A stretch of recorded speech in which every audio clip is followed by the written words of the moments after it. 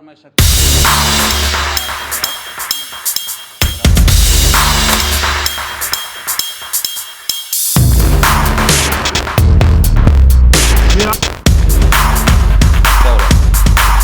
हाथ हाथ में हटाओ, हाथ में हटाओ। हिस्से में आपको दिखाई देगा ये अलग सी एक लाली सी है यहाँ लाइट से अगर आप देखेंगे तो भाई हाथरस कांड जिसकी वजह से पूरे देश में फिलहाल खलबली मची हुई है।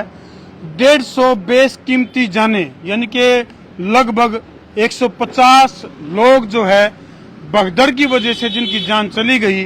और भाई एक जादूगर का भेद लग गया। सोनीपत में एक ऐसा जादूगर है, एक ऐसा सूरजपाल जैसे जो लोग जो कि समाज को लोगों को गुमराह कर रहे हैं, उनकी पोल खोलने का दावा कर रहे हैं। और फिलहाल हम जो है पहुंच गए हैं सोनीपत में। और भाई हाथरस कांड की अगर मैं बात करूं तो बहुत ज्यादा भयावह, बहुत ज्यादा दुखद, यानी कि एक भगदड़ के कारण जिस तरह से इतने मासूम लोगों की जान चली गई। तो भाई इस तरह के जो डोंगी बाबा हैं, मैं तो कहूं जो बाबा शब्द जो इस्तेमाल हुए इनके लिए वो भी गलत है, ये डोंगी हैं।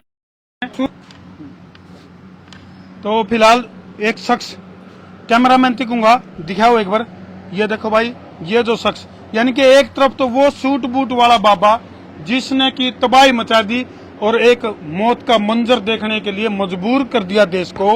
और गौर से देखो इस शख्स को। हाँ जी, राम राम जी, जय श्री राम।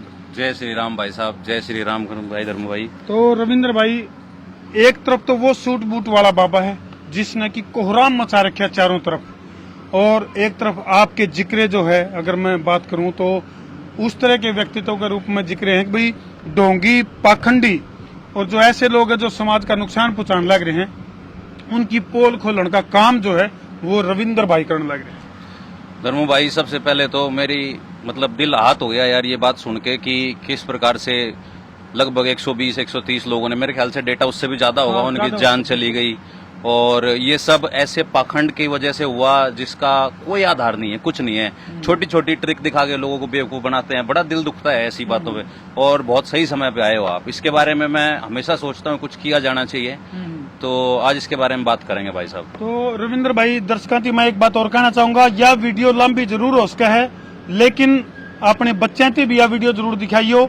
और भाई भेड़ चाल का जो शिकार होकर जो लोग भगदड़ का हिस्सा बनकर और भाई उस मौत के मंजर में शामिल हो जाए हैं, उनके लिए यह वीडियो देखनी ज्यादा जरूरी है, ताकि नुकागरा बोले चमत्कार को नमस्कार, लेकिन चमत्कार वाले, चमत्कार दिखाने वाले ऐसे शख्स भी इस धरती के ऊपर मौजूद हैं जो कि चमत्कार के जरिए लोगों को जागरूक भी करें हैं।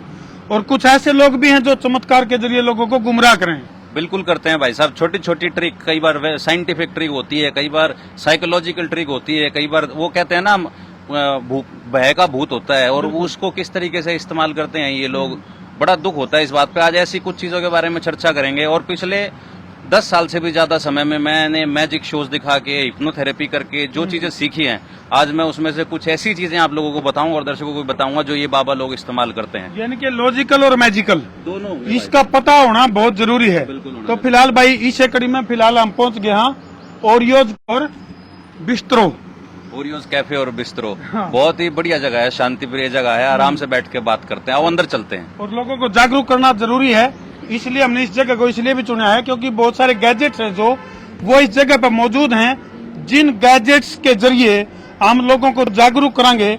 और भाई जिन कई बार वही बात है, किसी में बाहर ले आएगी, भीतर ले आएगी, माता आएगी, फलाना आएगी, दिखड़ी आएगी। अरे भाई किसी में नेताजी सुभाष चंद्र बोस क्यों नहीं आंदा, किसी में जो है जो कि देश के लिए बहुत ही दुखदायी घटना है।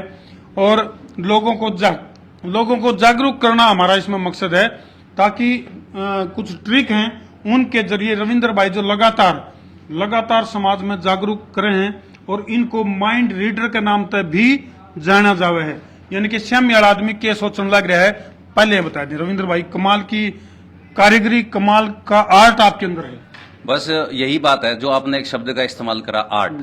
क्या होता है ना, एक आर्टिस्ट और एक ठग में यही फर्क होता है कि एक कलाकार दूसरों के मनोरंजन में खुश हो जाता है, उसको तालियां मिल जाती हैं, उसकी फीस मिल जाती है, वो खुश हो जाता है। बिल्कुल। और ठग जो है ना, वो ये सोचता है कि क्या करूंगा तालियों का, क्या करूंगा फीस का, मैं इसको इस्तेमाल करता हूँ लोगों को ठगने के लिए। और वही सब ट्रिक दिखा के लोग इस तरीके के धर्म का सहारा लेते हैं और पाखंड का सहारा लेते हैं। तो मैं सौभाग्यशाली मानता हूँ कि मैं आर्टिस्ट हूँ, बिल्कुल। मेरा ये जमीर बहुत जिंदा बड़ी बात है, है। जमीर जिंदा है मेरा, वरना लेकिन सूरजपाल सिंह की अगर मैं बात करूं तो इसी आर्ट का सहारा लेकर कितने कितने लोगों को गुमराह करके और उनको एक भीड़ का हिस्सा बना के मरने के लिए छोड़ दिया, जबकि पुलिस प्रशासन ने फोन भी करे उनको, चार बार जो है फोन कॉल करी गई जब भगदड़ मची, लेकिन वो मतलब भीड़ को चकमा देकर, नहीं समझ लो, भीड़ को चिरता फरार हो गया।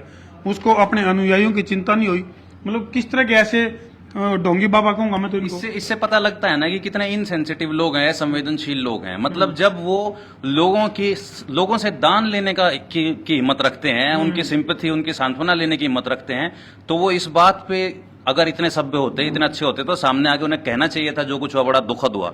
और दूसरी बात देखो, दुर्घटना हो जाती है, किसी के भी साथ हो जाती है, लेकिन ये उस जगह पे लोग जो इकट्ठा हुए हैं, ये सिर्फ और सिर्फ उस पाखंड की वजह से इकट्ठा हुए लोग, क्योंकि दुखी हैं, हताश हैं, हारे हुए हैं, उनके लोग चले जाते हैं। अच्छा रविंद्र भाई, महारत और जो जानकारी है, जितने भी दर्शक फिलहाल नए नए जुड़े हैं भाई, उनके लिए एक खास मैं जानकारी बता दूं कि रविंद्र भाई के पास बहुत बड़े बड़े ऑफर आए हैं। बहुत बड़े बड़े जो बिजनेसमैन हैं, उन्होंने इनको बहुत बड़े ऑफर दिए, भाई इतना बड़ा डेरा बना लेंगे, इतना बड़ा आश्रम बना लेंगे, आप भी इस तरह के कपड़े डालो, जिससे बहुत से ऑफर आए आपके पास। बहुत आते हैं भाई साहब, अभी भी आते हैं, लेटेस्ट भी अब कुछ ऐसे ऑफर है मेरे पास, आते रहते हैं मेरे पास इस तरीके के ऑफर। अक्सर लोग ऐसे मेरे को दावे, लोगों को लगता है ना कि मैं ट्रिक दिखा सकता हूं, तो कहेंगे, कुछ लोग कहेंगे आपको कसीनो ले चलते हैं, वहां पे हमारे लिए जुआ खेल लो। और बड़े वाले आते कहते हैं आपको कुछ नहीं करना, आपको बस चमत्कार दिखाने हैं, आपका प्रमोशन हम करेंगे, पैसा हम लगाएंगे, आश्रम हम बनाएंगे, सब कुछ हम करेंगे। बहुत आते हैं ऐसे ऑफर। तो रविंद्र भाई, कुछ ट्रिक के जरिए ऑडियंस के दिमाग के पुर्जे हिलाने वाली जो ट्रिक हैं, हाँ। जो कि कुछ ढोंगी बाबा अपने साम्राज्य को बढ़ाने में यूज करे हैं, कुछ ट्रिक के जरिए आप थोड़ा सा बताओ। चलो हम यहीं से शुरू करते हैं। तो ये गिलास में आप देख रहे हो क्या है, सबको समझ में आ गया होगा इसमें क्या है, और इसका रंग देख के समझ में आ गया होगा।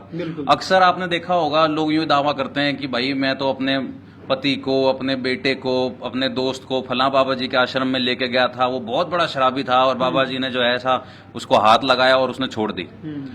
अब मैं एक ट्रिक का इस्तेमाल करके भी सेम चीज पैदा कर सकता हूँ। मान लो मेरे पास एक परिवार आता है और उनकी मेरे में बहुत आस्था है और वो किसी को लेके आते हैं अपने साथ, और वहां पे और 100 लोग बैठे हैं मेरे नाम का नारा लगाने वाले, और मैं उसको कहता हूँ कि अपने साथ जो तू ब्रांड पीता है वो लेता हुआ आ जाइयो। वो लेके आया, मैंने उसके ऊपर से उतारा, झाड़ा किया और वो गिलास में डाला, और गिलास में डालने के बाद मैं ऐसे ऐसे मंत्र शक्ति से आह्वान करता हूँ कुछ चीजों का, और मैं शक्ति को बुलाता हूँ और कहता हूँ कि जा, आज के बाद तेरा भला हो जाएगा। ये देखो भाई, चमत्कार आप लोगों के सामने है भाई, वीडियो ने शेयर करते रहो, और किस तरह से, किस टेक्निकल तरीके से इसको, मतलब ये देखो, देखते देखते जो है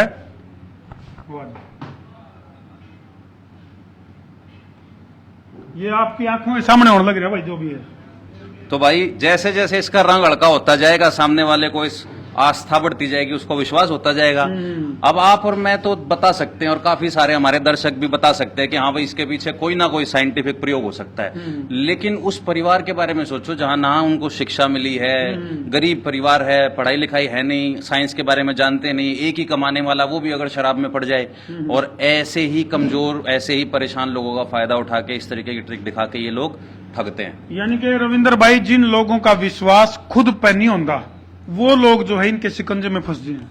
दोनों चीजें हैं सर, देखो, एक तो रिसोर्सेज की कमी भी है, दूसरी बात दुखी, वो है ना, दुखी आदमी को कोई किसी तरफ भेज दे, आदमी चल पड़ता है। और हम सब कभी ना कभी जीवन में ऐसे दौरान में फंसते हैं जहां हमें जो सलाह देता है हमें लगता है ये सही सलाह है, और ये लोग उसी दुख का फायदा उठा के धर्म के नाम पे सलाह देते हैं, क्योंकि आस्था का खिलवाड़ है, क्योंकि आस्था में कहा जाता है कि आपको सवाल नहीं करने, बस मानना है। बिल्कुल बिल्कुल। और रविंद्र भाई, मैं दर्शकों का एक और कंफ्यूजन दूर कर दूं कि कई बार कुछ दर्शक न्यू भी सोच ले हैं कि भाई ये केमिकल लोचार, इस तरह की पोल खोल के ऐसे लोग जो कि सच्चाई से मिला हुए हैं, उनको कई बार धर्म का विरोधी मान लिया जावे है। हाँ, बिल्कुल। लेकिन क्या आप मतलब अपने हिसाब से क्या कहना चाहोगे?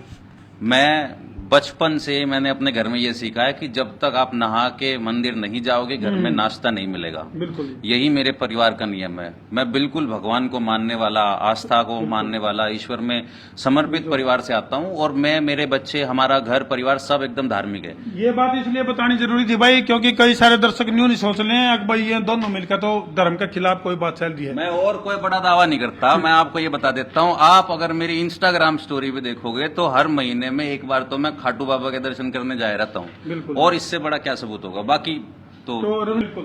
चलो भाई, ये प्रोग्राम तो हमने किसा लगा कमेंट सेक्शन में मर्यादित भाषा में जरूर लिख दियो, और फिर कहेंगे ढोंग, पाखंड, प्रपंच और अंधविश्वास से बच के रहो, धार्मिक बनो, आस्तिक बनो और परमात्मा में विश्वास करो। परमात्मा में विश्वास रखो भाई साहब, परमात्मा में विश्वास रखो, परमात्मा आपके अंदर है। बिल्कुल। बस, जय श्री राम। अरे भाई, परमात्मा को जानना है तो पहले आत्मा को जानना जरूरी है। आत्मा को जाने बगैर परमात्मा को जाने नहीं जा सकता। कर दियो शेयर। मैं हूं तारा देसी पत्रकार धर्मू। जय जवान, जय किसान, जय श्री राम, जय हिंदुस्तान।